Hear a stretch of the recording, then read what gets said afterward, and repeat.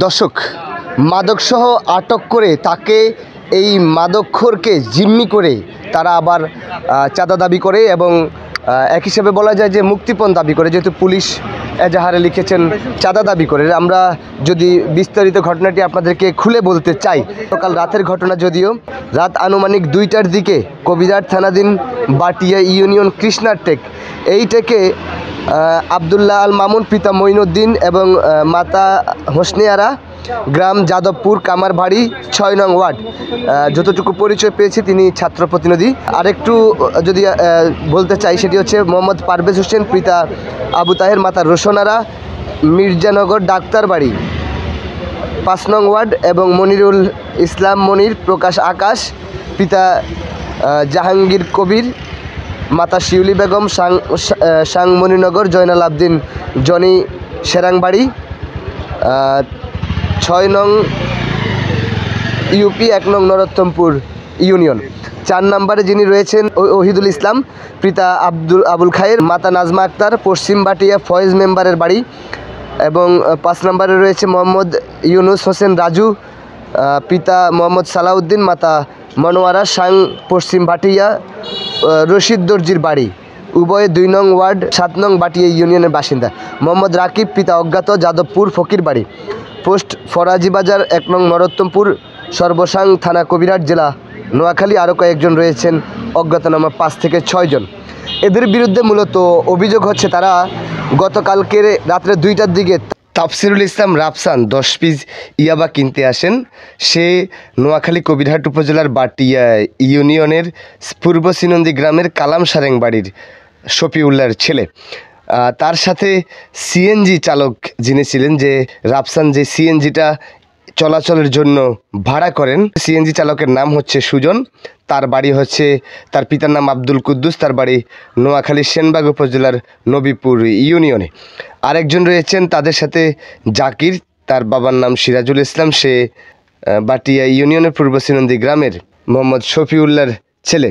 মামুন সহ তার সাঙ্গপাঙ্গরা 10 পিস ইয়াবা কেনার অপরাধে তাদেরকে বেধড়ক মারধর করে 13 এপ্রিল রাত 2টার দিকের এমন ঘটনা।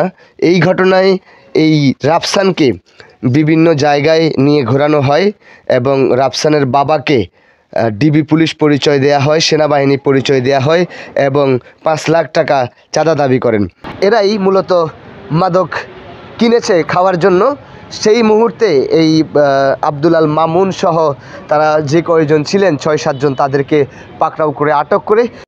দুঃখিত, আপনাদেরকে আরেকটু জানিয়ে রাখি, প্রথমে এরা এই মাদক খোরদেরকে আটকিয়ে প্রথমে 5 লাখ টাকা মোবাইলে দাবি করে, পরবর্তীতে তাদের সাথে দামাদামি হয়, তারপরে 3 লাখ টাকা দাবি করে, তারপরে 2 লাখ টাকায় আসে এবং একজনকে ফোন করে একটা নির্দিষ্ট স্থানের কথা বলা হয়, সেখানে বলা হয় যে টাকাটা ওইখানে রেখে দেওয়ার জন্য, তাদের লোক সেখান থেকে টাকাটা রিসিভ করবে। গোটা ঘটনাটি বুঝতে পেরেছেন যে কতটুকু নাটকীয়তার মধ্য দিয়ে। এবং এই আটকের ঘটনায় যখন এই মাদকখোরকে তারা চাঁদার জন্য বিভিন্ন জায়গায় ঘোরাঘুরি করা হয়, তখন তাফসিরুলের বাবা বিষয়টি পুলিশকে অবগতি করে এবং সেনাবাহিনী এবং পুলিশের যৌথ অভিযানে এই আসামিদেরকে আটক করে কবিরহাট থানায় নিয়ে এসেছে এবং কিছুক্ষণের মধ্যে তাদেরকে আইন অনুযায়ী মামলার এজাহার সম্পন্ন হলে কারাগারে প্রেরণ করা হবে। এইটুকুই ছিল খবর। কিন্তু আপনাদেরকে যেটি বলার ছিল, এমতো অবস্থায় আইন শৃঙ্খলা বাহিনীর ভূমিকায় এরা কারা, আপনারা সবসময় সতর্ক থাকবেন। যদি আইন শৃঙ্খলার নাম ব্যবহার করে কেউ আপনাদেরকে হুমকি দামকি অথবা ফোন দিয়ে থাকে, সেটি আপনারা সংশ্লিষ্ট থানা প্রশাসনকে অবগত করবেন। আপনারা যেটি শুনেছেন যে এত বড় একটি ঘটনা ঘটেছে, এই ঘটনায় পুলিশ এবং সেনাবাহিনী কিন্তু যথেষ্ট পরিশ্রম করেছে। কালকে রাত থেকে এখন অবধি তারা এখনও বাসায় যেতে পারেনি, যা তাদের যে বিশ্রামের বিষয় সেটিও করতে পারেনি।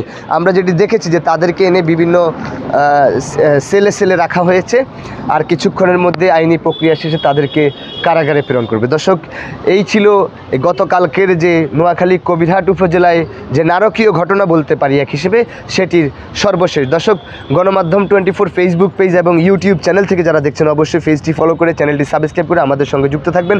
আমরা তুলে ধরার চেষ্টা করি সমাজের নানা অসঙ্গতি, কথা বলি সুবিধা বঞ্চিত মানুষের। দর্শক, আমাদের সাথে যুক্ত থাকার জন্য আপনাদের সকলকে ধন্যবাদ। এই ছিল কবিরহাট থানার গতকালকে রাতে নারকীয় ঘটনার সর্বশেষ। সকলকে ধন্যবাদ আমাদের সঙ্গে যুক্ত থাকার জন্য।